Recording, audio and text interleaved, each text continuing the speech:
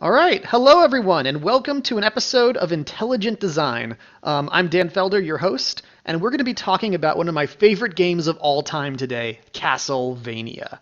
So, this game is a mind blowingly good action puzzle game. So, what's an action puzzle game?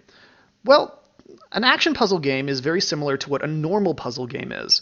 You have a goal you want to get to, and you have to figure out how to get there. So, Portal is a puzzle game, obviously. You have to figure out how to get to the end of the level, and there are obstacles. So, the difference between an action game, where you're still trying to get to the end of a level or something, and a puzzle game is that an action game, it's really all about the satisfying mechanics of trying to kill something and blow it up, and the enjoyment and the satisfaction of killing these enemies and using the mechanics. A puzzle game, it's all about the mental enjoyment, not the visceral physical enjoyment of playing the mechanics, but rather the satisfaction of figuring out how to bypass a challenge. Now, often the actual execution of that challenge physically is rather easy. You can just point the portal where you want to go, except for some of the momentum puzzles. Basically, once you figure out how to do it, you can do it. So an action puzzle game takes an action game, like an action platformer or a role-playing game, the way that Dark Souls is, or any number of things like that, and Castlevania is a 2D platformer, and it applies that philosophy, that the enemies exist for you to figure out how to beat them. And in order to force you to figure out how to beat them, it makes the game punishingly, hugely difficult. That if you mess up, you're taking a ton of damage and you will die very quickly, which is the reason you need to figure it out rather than just being able to take some hits and deal some damage.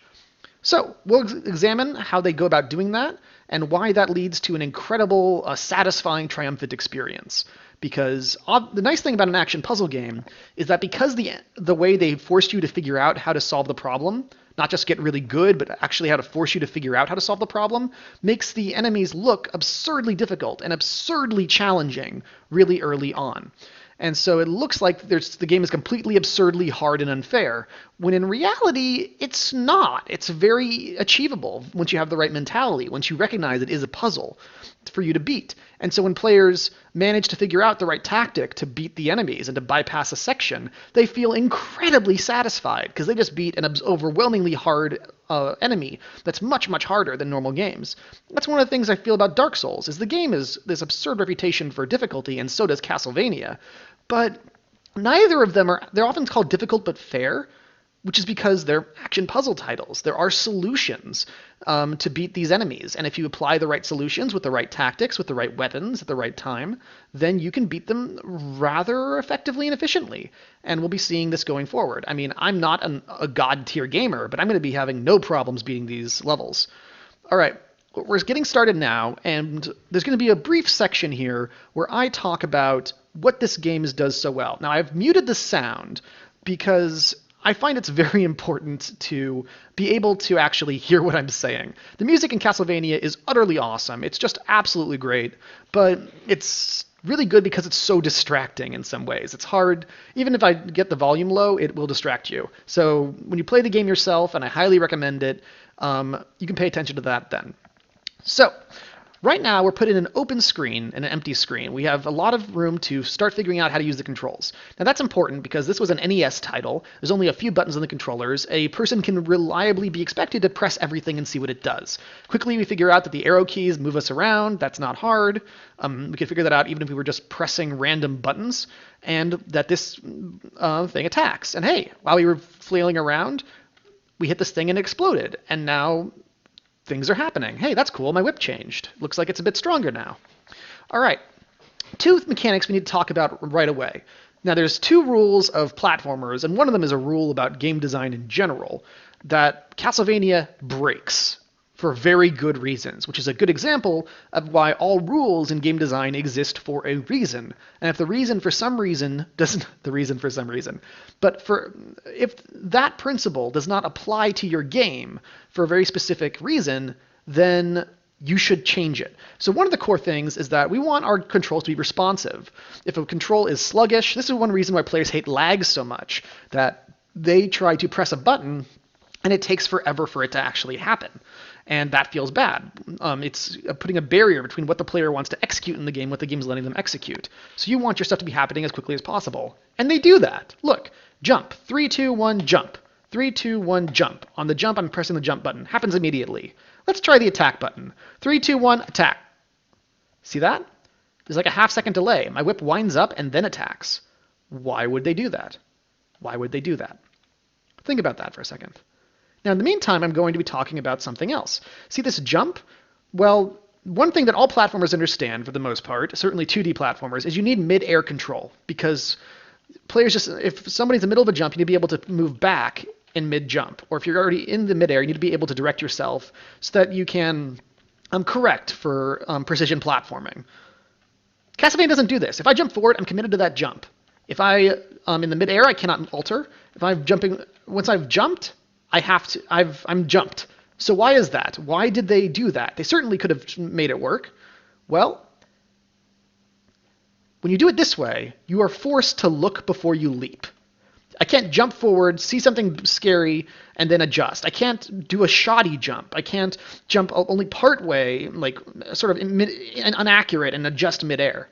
I have to look before I leap. And that's the whole point of this game. They want you to look before they leap. Same reason with this attack. You see, because of this half-second delay here, 3, 2, 1, attack, 3, 2, 1, attack, 3, 2, 1, hit, 3, 2, 1, hit.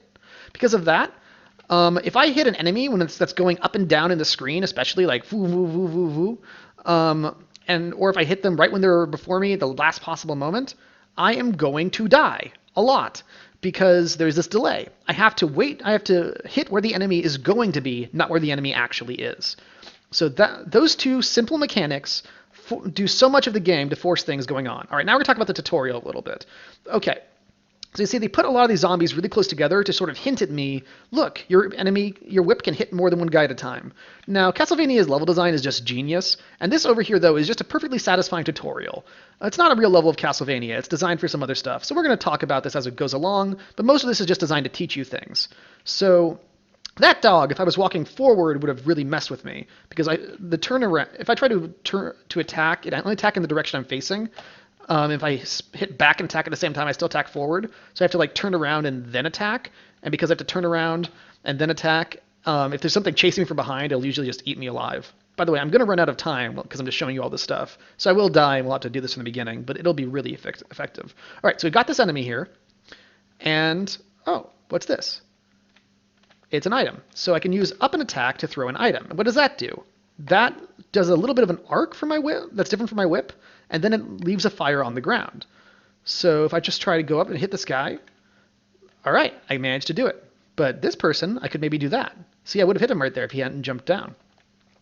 So the reason this is so important, by the way, those hearts I'm picking up are actually ammunition. If you look at the upper right corner of the screen, they're ammunition for my special item. I don't know why they're hearts.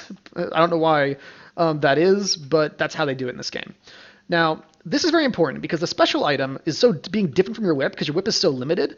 That makes special items important. Notice how I don't have the sword I picked up earlier in the level anymore. That's because this is my new special item that I can only carry one at a time, which means I have to be very careful about which ones I want to pick up. And some items are very good in some rooms, and some items are very bad in other rooms. So often they'll give you the holy water, which is what I have now, and usually, though not in this situation, it's incredibly good against the boss. So they'll usually give you that early in the level, and usually the holy water will be very bad against the rest of the level. Okay, see that right there? That was a bat.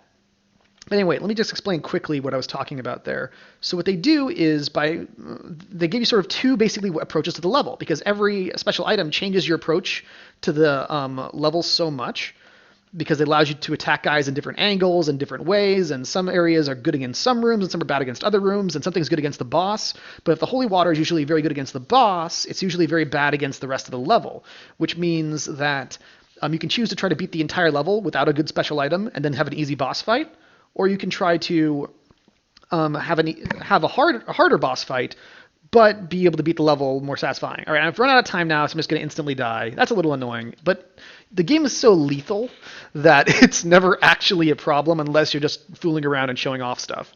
All right, so let's look at this bat here. I paused the screen, and this bat has an up and down track, but it's done in a way that it's very difficult for me to miss with the whip. So I did that intentionally to show you that like my whip is different now. But they put us as far on the side of the screen as possible to give us a chance to observe the path of the bat and try to hit it. But you see, when it went down under my smaller whip, I was not able to hit it. All right. Bam. So crouch attack. So that shows that certain enemies care about different heights. Okay, this candle is there to sort of show that we have to attack in midair. So we have to attack sort of at the top of the jump and then hit it down. All right, so what happens is there's a bat there that shows up to sort of get me to attack this area of these blocks. And what that does is, because the bat shows up at the bottom of the staircase, encourages me to attack there and shows me a secret, which is very satisfying. All right, I'm just getting destroyed here because I'm just fooling around. So if we run into problems, I'll just beat the level really fast. So see these guys. All right, okay. Now I have this special thing. This item pauses things in midair for a few seconds, but takes 5 hearts. See that? Okay. There we go. Holy water again. Cute. So these guys are incredibly dynamic and it looks scary, but they're actually really, really safe. They're just sort of faking us out to make us feel that this area is scarier than it is and show us a lot of cool environments all at once to get rid of some of the monotony of the earlier sections. All right, so the reason these guys look very exciting is because they move really dynamically. They're bigger than us. They're huge enemies compared to the bats. But look at this. Look how long it takes for them to spawn. 1,000, 2, 1,000. Now they're dangerous. It takes over 2 seconds from when they jump to when they're actually able to attack us. So they look scary and they look impressive, but they're really easy. And we don't actually even fight them again till the 4th level, so it's not for a long, long time. They're really just there to, and they're actually much more difficult there because of the way they're placed. But they're just there to really make you feel that that's dangerous, a lot more dangerous than it actually is. To give you a lot of time to figure out how to beat them, and that's important because you're about to fight a boss, so they want you to have a sense of added confidence before fighting the boss. And the boss himself is very easy, and he'll give you the added confidence. And see, they actually give you the best item to fight him, like right there. The thing I picked up right there was the axe, which is what I have now. I'll show you how it works. Watch. See, it goes at this upward angle. My whip can't do that. My whip can't do that. And that's good because this is a flying bat. So they give you the best item to fight the boss right early on. This is when they really want you to experiment with lots of different items. All right, what I picked up there was a double shot, which allows me to fire. I actually beat the whole game without knowing exactly what it did. I just knew that it was. I seemed to do better when I had it. It allows you to fire 2 axes at once. All right, killed him. Now I want to talk briefly about those stairs over there. This is really annoying because if you're standing here and trying to fight him, because to attack you to hit up and attack at the same time. That just means you walk up the stairs. Now, I can see why they wanted this over here, the idea that this flying bat's at different levels, so if he's high up, you could go up here, and then you could wail on him with your whip if you needed to, or something like that, or if he's lower down, go up here and throw the holy water. It makes a lot of sense. Unfortunately, because of the way the controls work, these stairs are really bad. Like, this would be much better if this was a little bit of a platform area, so you can jump reliably and get up there. So that's a bit of bad level design. Kills a lot of people.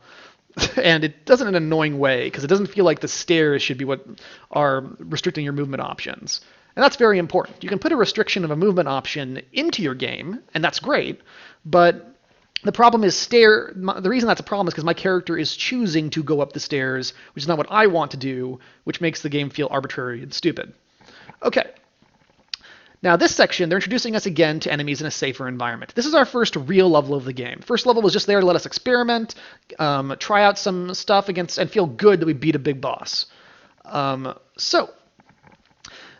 it's also because it is a giant bat, people often assume it's Dracula, which is supposed to be the end boss, so they often think, hey, I beat the game already, I'm awesome.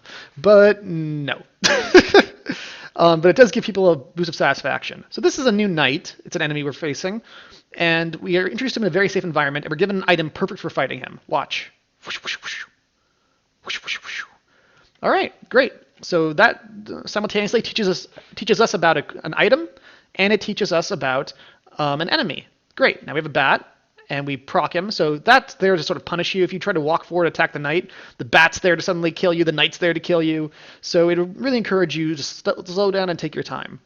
Now, later in this level, we'll see that the adage that you're always supposed to take this game slowly and sneakily walk into situations is wrong. They intentionally do mess that up, because once players start figuring that out, if all your puzzles have the same answer, it's a pretty bad puzzle. So they intentionally do make some sections later to reward courage and running forward as fast as possible. But right now, they're trying to break us of our normal instinct to do that.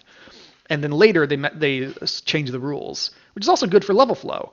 Because if you're slowly inching through every single stage, it gets very repetitive. But if you inch through one room and then you charge through the next one dynamically, it feels different, and that helps keep the game fresh. All right, so this enemy can be killed 2 ways.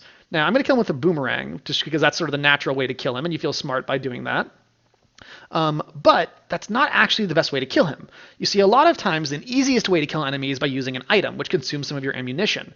But if you just walk up and then hit him, you can kill him very easily. So a lot of times, as you the progress goes like this: you jump forward and you charge forward and you get destroyed. Then you start figuring out how to beat the enemies by using your special items. Then you start figuring out how to beat the enemies just by using your whip. And each time you feel smarter and smarter and better and better.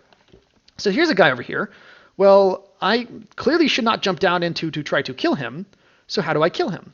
Well, this is teaching us 2 things. First, it's again showing us how the knight moves, which is useful. Because second, it's showing us that it's often a good idea to try to just bypass an enemy. And third, though, if I try to go down and crouch down and try to hit him, I don't succeed in hitting him, but I, again, hit a secret inside a wall, which again is emphasizing to us as players that there are secrets inside walls. There's actually another one over here that's super easy to find.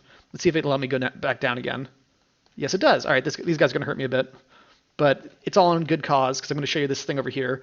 So if we go up here and we start hitting everything, bam, bam, hey, there's a thing. Oh, look at that. It's a crown. It's glowing. It only gives us points. Doesn't really matter. But again, it's showing us there are secrets everywhere. There's lots of secrets in very obvious places early on. If you walk up here and then immediately attack for whatever reason, you'll just find it. That's really great, because it shows us how all this works. Now I'm going to show you how you can beat this bat the way that I do it. Bam. There we go. Super simple. Super simple. Now these things don't show up once I've already picked them up. Okay. So now this guy here, again, there's several ways to beat him. One is you can very carefully and kill him like that. You can throw the boomerang, or you can jump over and just kill him really fast. All right, now we've got a moving platform. New thing. Again, how do we teach new things? We start in a relatively safe environment. We can take some damage but not get utterly stuck. So this is over an instant death pit. Hard to teach in a safe environment. Now, they could make this entirely safe by making it just a meaningless platform over a lower floor that you could walk onto if you miss, but that's not great because it makes people don't feel there's any danger, so it feels entirely meaningless. So they don't try to learn it. They just randomly smash buttons until they get by. So you want to give a sense of danger, but you also want it to be as safe as possible with that danger. So normally, just do it with an enemy and have them deal a bit of damage. But in this situation, it is only meaningful if there's some instant death stuff going on. So what they do? Well, look, I just missed my jump. But there's a platform here to catch me. But there isn't one where I want to jump to right there. So it's very hard to mess this up. Not impossible, but they make it a little bit safer in case you miss your jump at the end of the run especially, or you jump way too early or something, or the platform isn't there when you try to jump on it. All right, now we've got the Medusa heads. Incredibly famous enemies. So see what's going on? They're just eating me alive. I'm trying to attack them. Oh, no, I'm getting destroyed. No, they're too powerful. Look, okay, attack him. Oh, I got him. So oh, no. You try to attack them when they're in your line of whip sight, and you just get eaten alive because your whip has the delay. This is the first enemies that are really going to punish you for that. All right, attack right in front of me. Wait till he's right in front of me, and attack, and nope, goes right over. And attack, goes right over. And attack. Oh, I got him that time. Went a little early. And attack. Nope, goes right over. And attack. See? These enemies really are the ones that first saying, you know, that whip, you got to learn how to use that. So I'm just going to die here because I've taken so much damage, I might as well. All right. Now, here's how you actually beat them. First, pick up some of these candles. Now, you notice they come from the direction that you're facing. That's something that's very common in Castlevania. So there's actually strategies that allow you to control where the enemies are coming from that way. And the problem with these guys is they're not that hard to bypass. You sort of actually, that's the section you do sort of want to walk fast past them. In that situation. But a lot of people that turning around trying to kill enemies with this way will, go from both directions, and they'll just get this crossfire and they'll just get destroyed. But again, teach these guys in a relatively safe environment. Bam, bam. Now, what's this block doing here? Think about that. What's this block doing here? Well, it makes the knight impossible for him to go get you. So you can use this dagger to attack, which they give you right here, to attack him past the area very safely. And yeah. The whip is not long enough, unless you have the full 3s version, to hit him through it. At least I don't believe it is. It certainly doesn't look like it's long enough. So this encourages you, if you want to kill this guy safely and you just died in this previous area, which means you don't have the full whip yet, you only have stage 2 of stage 3 whip, which is stronger but not longer. You have to use this. Dagger, which a lot of people do. But if you just jump over courageously, you can kill him in 2 hits. That's not a problem. All right. So this is the first real section of the game. This is where a lot of people stop playing the game. It does really discourage people. It's where I first stopped playing it when I was playing casually the first time. Because if this is where the game has been very kind of kind to you so far. But if you do not start trying to figure out how to bypass obstacles at this point, you will not be able to finish the game. However, if you try to figure out how to bypass it, it's pretty simple. So you see that I'm in a safe space. A lot of people standing up here will actually take damage, but by crouching low, I'm not taking any damage. So if the people go up and they see these things, they try to attack them, try to jump them, they get destroyed because there's instant death pits nearby. If I drop down that instant death pit, I will die. So if these things hit me onto an instant death pit, I will die. If I start facing the other way, an enemy will knock me off and kill me. So it's very punishing. So yeah, like I'll show you quickly how it might look if I was trying to just go by my original thing. It's hard for me to remember. All right, going, jump. What? Okay, wait, jump. No. And so yeah, so they can just really destroy you. And see right there, I did a cool little skip that you can do. Speedrunners do a lot. That you can get them to bump you off at the top. But let's go back down. All right. And we're on our last life here, so we'll take it a bit more seriously now.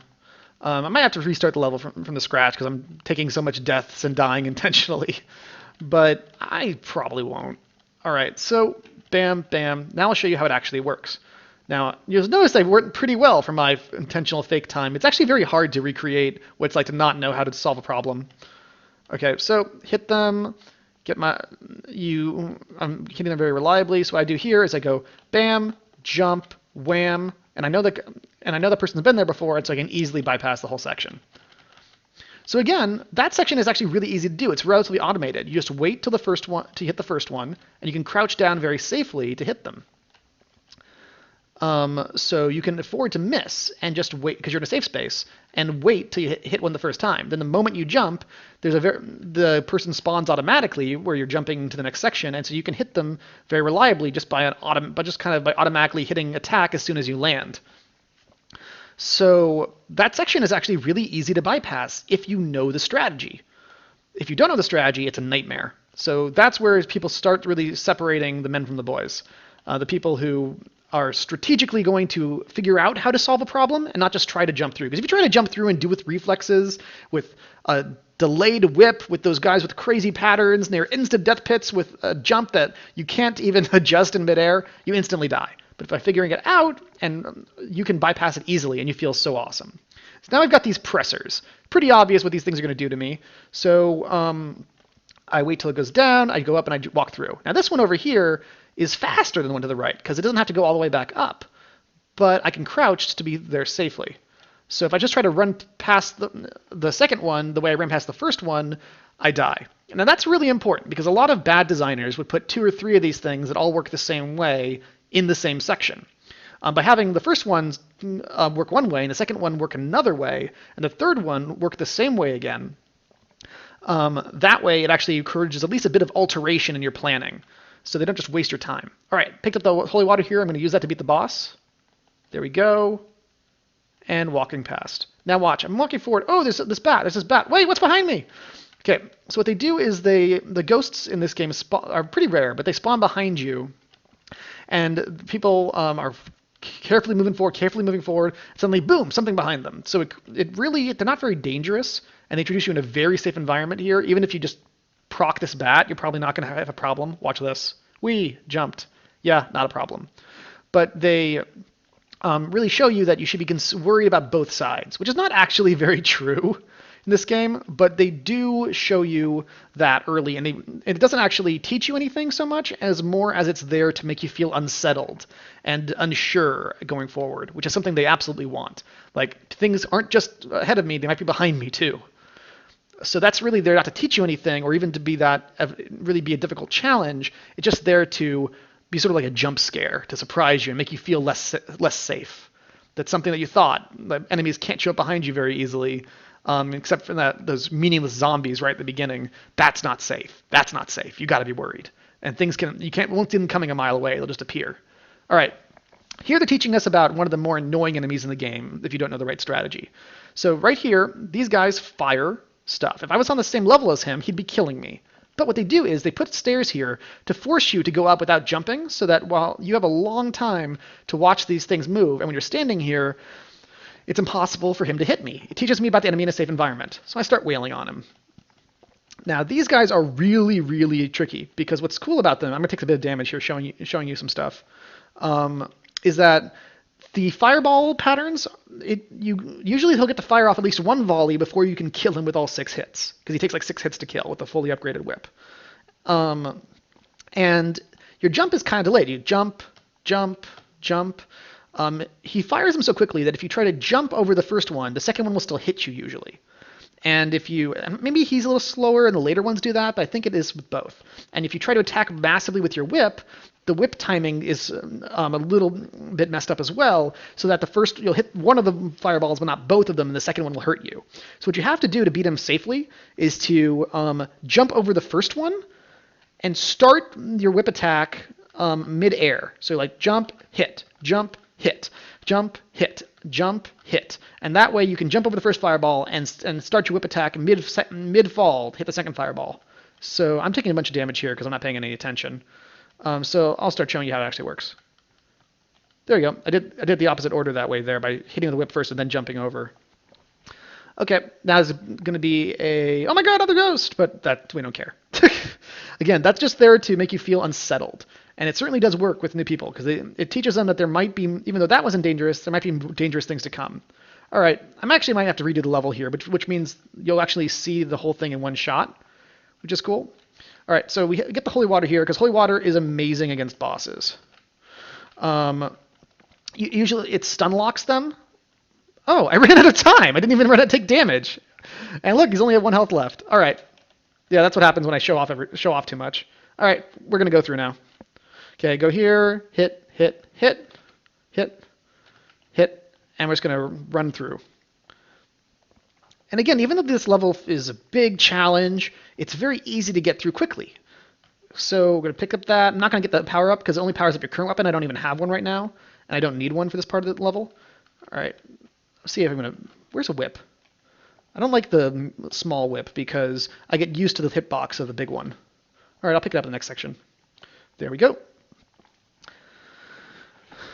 So I mentioned earlier that the holy water is usually really good against the bosses and usually drops in a dangerous or early situation. So if you try to get the holy water, you have to deal with obstacles you don't normally want to. And so that's really important. In that section, they put it in a kind of a dangerous situation between 2 presses when you have to sort of walk to the side of it in this dangerous, tight space. So if you want to get it, you have to sort of be more daring around these instant death situations.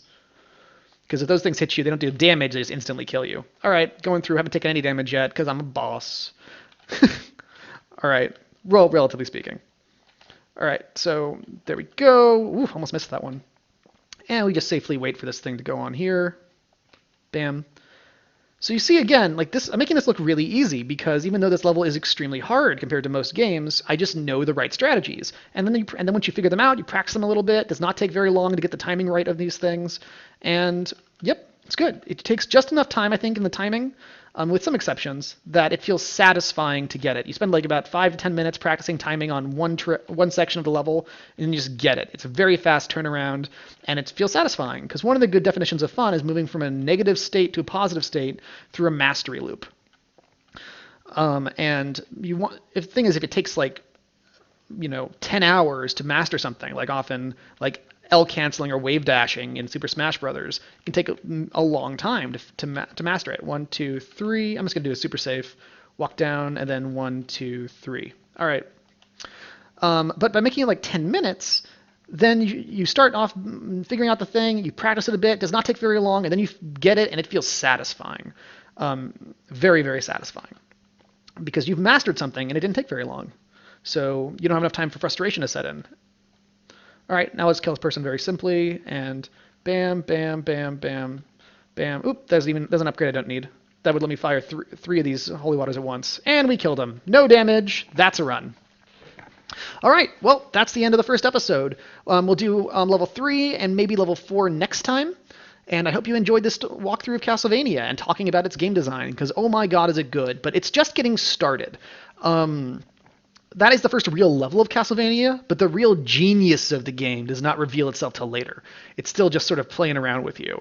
And all right, we will end for now. Cannot wait to show you more of this game, and see you guys next time. Hope you guys try it out. You can find this on browsers all over the internet. And that's what I'm playing it on right now. And have a good time. Bye.